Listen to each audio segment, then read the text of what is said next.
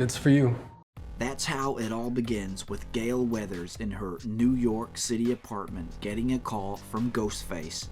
But if we rewind the tape just for a second to the events that occurred just before this, the group were tracking down Ghostface, and with the help of Special Agent Kirby Reed, they had traced one of his phone calls and pinpointed his location. And his location was none other than in Gale Weathers' apartment. So Sam and Tara jumped in Detective Bailey's police vehicle and rushed over there just as quickly as they could. Gale has an unwelcome visitor in the form of Ghostface.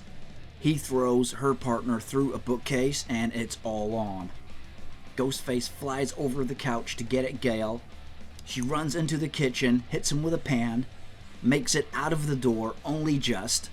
She is then on her outside balcony, but then makes it back into the house through another door. And now back in the house, she gets into a room, locks the door behind her, and this is where she gets her gun. She is in such a rush and such a panic, understandably. She kind of fidgets around trying to get her gun out, which is locked up. But she does get it out and then starts shooting at Ghostface through the door. There's a lot of tension here as Gale does not know whether she has killed Ghostface or not. But Ghostface does respond, saying that he is leaving, he is going down the elevator. She doesn't really believe this. Ghostface then makes his way into one of Gale Weathers' closets, and this is where she unloads a few more rounds at him. But she is unsuccessful in her attempts. And this is where the two have their fight scene, back in the main lounge of the apartment where it all began. The two have a really intense battle here, but it is Ghostface who ends up going through a glass table.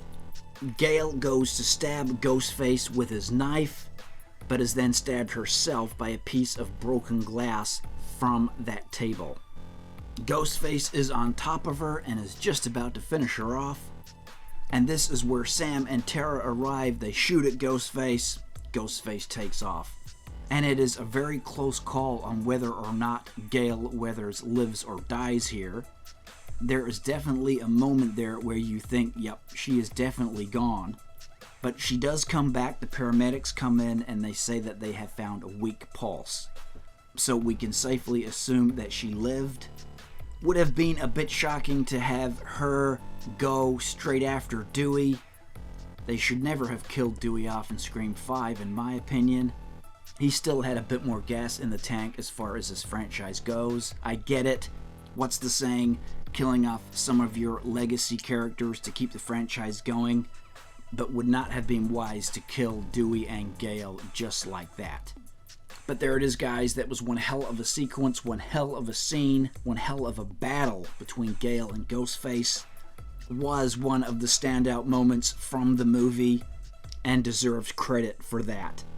Thanks heaps, guys, for tuning in. Be sure to drop a like down below. Subscribe to the channel if you haven't already. Catch you next time.